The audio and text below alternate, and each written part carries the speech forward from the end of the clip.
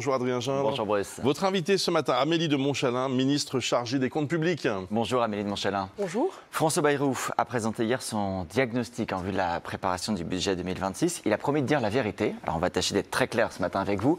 Pas d'augmentation des prélèvements, nous dit le Premier ministre. Mais on avait cru comprendre que vous vouliez toucher à certaines niches fiscales, autrement dit à certaines réductions d'impôts. Alors oui ou non, allez-vous toucher à certaines réductions d'impôts? Bon, d'abord, moi, je ne serai pas la ministre qui augmentera les impôts des Français, des classes moyennes, des classes populaires, ni des entreprises d'ailleurs. On est le pays qui a le record du monde des impôts. Donc il faut qu'on arrête de penser que c'est comme ça qu'on va résoudre nos problèmes. On a beaucoup augmenté les impôts dans le temps. Ça n'a pas réduit ni le déficit ni Mais la dette. est-ce que pas augmenter, ça veut dire Sur les niches. toucher ou pas à des réductions? Donc, sur les niches. On a aujourd'hui, sur les niches fiscales, 467 niches fiscales. On en a des dizaines qui bénéficient à moins de 100 contribuables. Et donc moi, c'est quoi ce qu'on veut faire? C'est de dire, on préfère avoir des impôts qui soient potentiellement plus bas pour tout le monde, plutôt que d'avoir des impôts élevés, avec certains qui, eux, ont des très très fortes réductions d'impôts. Donc on préfère des impôts pour tout le monde qui soient plus bas, plutôt qu'un système où on a des impôts élevés avec certains Donc, qui ont des niches. il y aura bien des augmentations pour quelques-uns, ou des réductions qui vont disparaître. Et si, vous voyez, on supprime beaucoup de niches, si du coup ça veut dire potentiellement beaucoup d'argent pour l'État, eh ben on fera des baisses d'impôts pour tout le monde. Ça, c'est de la théorie où vous envisagez sérieusement en 2026 d'être capable de baisser les impôts. On est en train d'y travailler. Vous savez, il y a 85 milliards de niches fiscales. Si vous avez 10% de niches en moins, ça fait 8 milliards. Mais avec 8 milliards, je peux vous dire qu'on peut faire un peu pour l'État et beaucoup par les baisses d'impôts. L'une des plus grosses niches fiscales, par exemple, Montchalin, c'est l'emploi à domicile, les services à la personne, la garde d'enfants. Vous savez, j'ai parlé de niches qui bénéficient à quelques-uns. Ouais. Je ne suis pas en train de vous parler des services à la personne qui bénéficient à beaucoup de familles, beaucoup de personnes âgées. Je ne suis pas en train de vous parler de la garde d'enfants. Quand j'étais députée en 2018-2019, on avait fait un coup de balai sur des niches avec le rapporteur général qui étaient pour moins de 10 contribuables. Et on en avait trouvé des dizaines. Donc moi, je veux continuer ce travail parce que c'est un enjeu d'équité, c'est un enjeu de lisibilité, c'est un enjeu de justice fiscale. Ça peut rapporter combien quand vous dites on n'a pas, notre but, c'est supprimer ce qui est inutile. Ce serait quoi, par exemple? Qu'est-ce qui est inutile aujourd'hui? Mais on a des petites niches qui correspondent à des dispositifs. Par exemple? Je ne vais pas les citer aujourd'hui parce que sinon, après, vous allez avoir des gens qui vont dire « Ah là là, c'est la mienne ». Ah, mais il faudra bien y aller un moment. On va y aller. Vous avez dit 10%. Vous avez dit 10%, ça pourrait être un objectif? Mais ça peut être un objectif. Je vous dis juste aujourd'hui. Est-ce que c'est le vôtre? Aujourd'hui, on regarde ce qui n'est pas efficace, ce qui ne bénéficie qu'à quelques-uns, ce qui correspond à une économie qui était une économie d'il y a 15 ans, 20 ans, 30 ans. Parfois, ces niches, elles n'ont plus de bénéficiaires parce qu'elles ne correspondent plus à l'économie d'aujourd'hui. Parce qu'elles ne coûtent pas grand-chose. Mais vous voyez, notre boussole, c'est quoi? C'est on n'augmente pas les impôts pour les Français. La situation est difficile budgétairement, mais on ne va pas à nouveau nous dire qu'on va aller encore plus loin dans le record du monde des impôts. Prenons juste un exemple, Amélie Montchalin. Indépendamment des niches, il y a aussi des Français qui bénéficient d'aides, de chèques. Hier, le Premier ministre a fait allusion au bonus réparation. Il dit quand on amène ses chaussures chez le cordonnier. Ça, par exemple, est-ce que vous allez le supprimer? Est-ce que le bonus réparation va disparaître? Le Premier ministre a dit il y a des choses qui ne sont pas très forcément utiles, qui ne sont pas ce que les Français attendent de l'État. Et donc notre objectif, là aussi, c'est de, vous avez entendu, faire une revue mission par mission, ministère par ministère. Quelles sont nos priorités? Qu'est-ce que les Français attendent?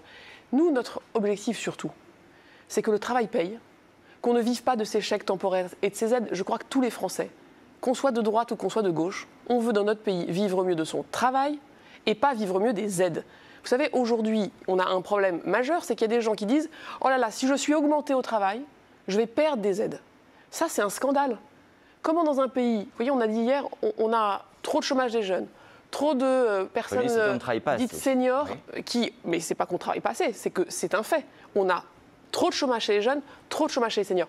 Dans un pays, quand vous avez cette situation de chômage d'une part, et que vous avez un système d'aide sociale qui ne garantit pas que quand vous travaillez plus, quand vous êtes augmenté à la fin du mois, ça ne fait pas une différence. Moi, je voudrais qu'on ait un bouclier salarial. Alors, sur ce point-là, certains ont voulu faire un bouclier fiscal. Moi, je veux un bouclier salarial. Le travail doit toujours payer plus à la fin du mois. Et les aides ne doivent pas être un frein à cela. Très concret, s'il vous plaît. Quand on dit qu'il faut que le taux d'emploi des jeunes, des seniors, s'améliore, est-ce que c'est le seul levier pour travailler plus ou est-ce que vous envisagez que demain, le nombre d'heures de travail, de jours de travail dans l'année, d'années de travail dans la vie augmente également? Le Premier ministre, vous avez vu, il y avait écrit devant lui « La vérité permet d'agir ». Il y a deux vérités sur le travail sur lesquelles on doit être, je crois, très lucide collectivement. Ce n'est pas une opinion, c'est un fait. On a moins d'heures de travail par habitant parce qu'on a trop peu de gens, notamment jeunes et seniors, qui trouvent du travail. Ça, c'est la première Ça, c'est pour priorité. ceux qu'il faut ramener dans l'emploi. Moi, je parle pour ceux Après, dans l'emploi, il y a une différence avec l'Allemagne très grande, qui sont les arrêts maladie. Ceux qui travaillent et qui ont un contrat de travail ne travaillent pas moins que les Allemands, sauf qu'on a beaucoup plus d'arrêts maladie. Et les arrêts maladie, aujourd'hui, ils ont augmenté pour la facture collective de 25% depuis la fin du Covid. Ça, c'est une alerte, c'est-à-dire qu'il y a des enjeux vous allez de interdire aux conditions... gens d'être malades ? Non, il y a des enjeux de conditions de travail, il y a des enjeux de travailler mieux, il y a des enjeux de comment on trouve sa place, comment on fait de la prévention sur les maladies. Ça se règle dans un budget. Enfin, je veux dire, c'est une mesure budgétaire qui va régler le problème de la maladie Mais vous des savez, salariés. hier, le Premier ministre n'a pas fait un budget. On est au mois d'avril. Le budget, c'est en octobre. Oui, enfin, Le Premier ministre, il a posé... une présentation qui doit mener à la présentation du Oui, budget. mais pas que.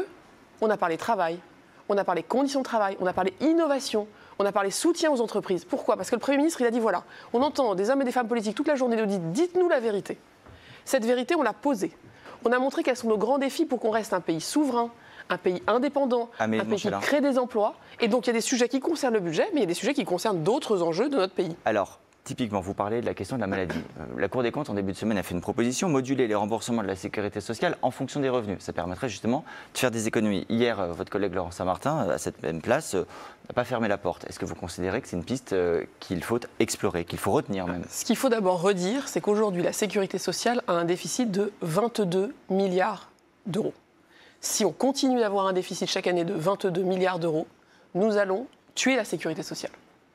La sécurité sociale n'existera plus, elle ne peut pas générer autant de dettes. Donc il faut, soit, comme dit ma collègue Catherine Vautrin, c'est stop ou encore.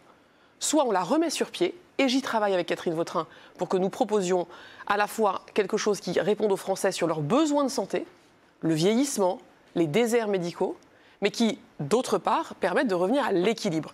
Et dans les propositions que nous ferons, nous allons garder qu'est-ce qui est inefficace, qu'est-ce qui est du gaspillage, comment on peut répartir l'effort. Il y a une question qui se pose aussi. Y compris moins remboursé. Mais on va regarder tous les sujets. Mais ce que je veux dire aux Français, c'est qu'on ne le fait pas parce qu'on veut faire juste des économies comptables. On veut le faire parce que sinon, la sécurité sociale va tomber. Elle ne va plus pouvoir exister. Parce qu'il y a 80 ans, tout juste 80 ans, quand on a créé la sécurité sociale, il n'a jamais été question, juste après la Deuxième Guerre mondiale, que le système fasse de la dette. Parce que sinon, ça veut dire quoi ? Ça veut dire que nos enfants sont en train de paieront demain les boîtes de médicaments d'aujourd'hui. Ça ne peut pas marcher comme ça. Donc il faut qu'on trouve des mécanismes à la fois justes, efficaces. Un dernier mot. Et donc on présentera un grand plan. Catherine Vautrin dit même que ce sera un Big Bang, parce que soit on sauve la Sécu maintenant, mais au futur, soit pour tout de suite. Elle aura beaucoup de difficultés. Un dernier mot, rapidement.